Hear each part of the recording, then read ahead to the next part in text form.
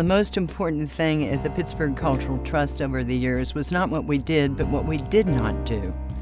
We didn't set out to build a huge, monolithic temple to arts and culture in the middle of downtown with integrated parking. Instead, we turned our attention to the planning and development of a large cultural district, actually a 14 square block area of our downtown. People in Pennsylvania are very strongly connected to their communities. They're very proud of their cultural resources. The first art school in America, now the Pennsylvania Academy of Fine Arts, the oldest operating theater in the United States, the oldest town band in the United States is in Allentown, Pennsylvania. All of these institutions survive and thrive because people show up.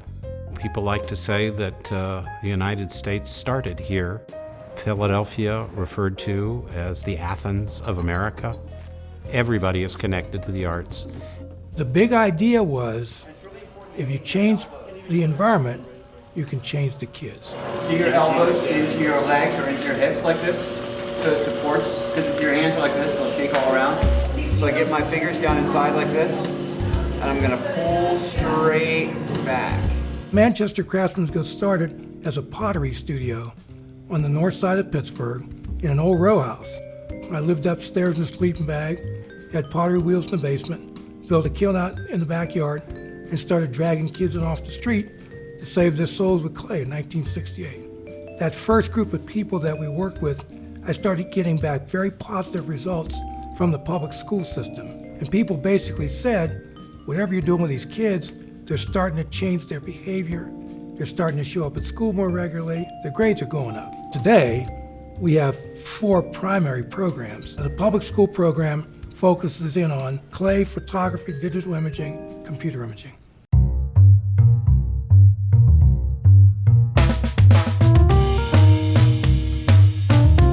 Our jazz music hall really presents world-class jazz artists in a concert setting.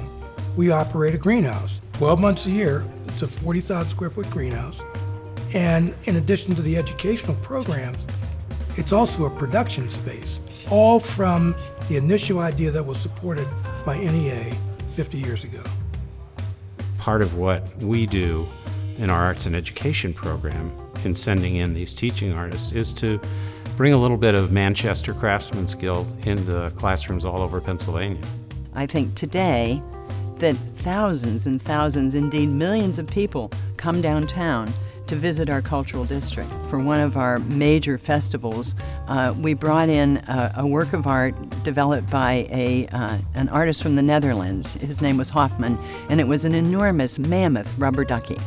And we floated it down the Allegheny River and parked it at Point State Park. People were pouring in not only for the festival itself, but everybody was pouring in to show their children this enormous rubber ducky on the river.